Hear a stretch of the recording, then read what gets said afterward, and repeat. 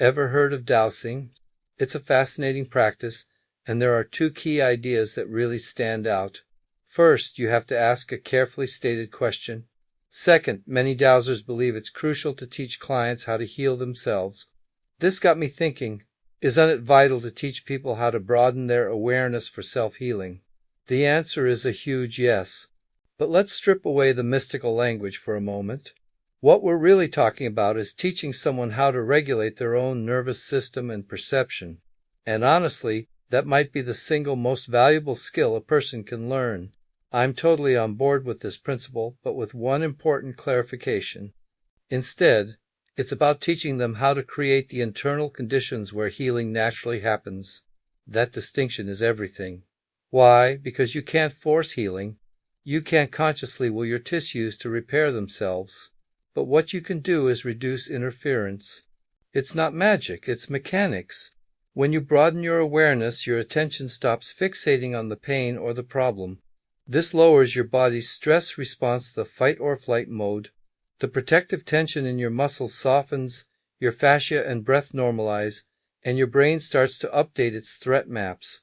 In neuroscience terms, you're shifting from a narrow, task-focused mode like fight, fix, or control to an open, monitoring mode.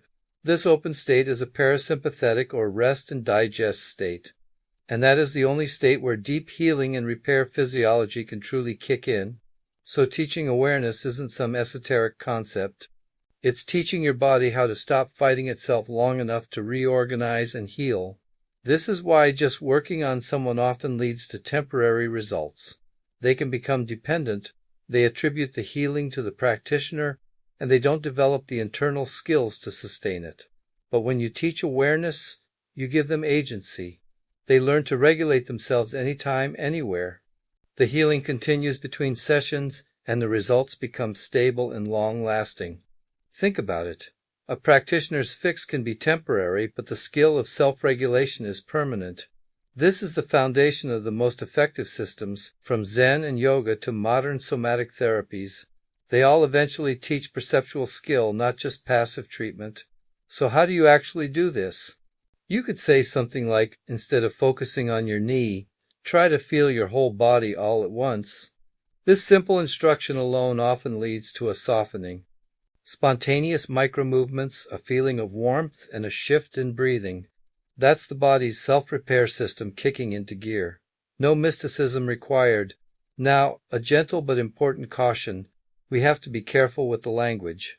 We should avoid saying things like, you must heal yourself, or if you're not getting better, you're not aware enough.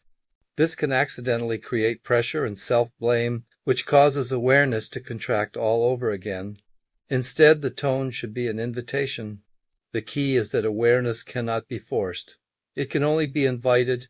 That subtle difference in tone changes everything. Ultimately, teaching people to broaden their awareness is one of the most ethical and effective things we can do. You're not just giving them a fish, or even teaching them how to fish. And once they stop thrashing, the river of their own healing potential can carry them forward. Thanks for watching, and if you found this helpful, please like and subscribe for more.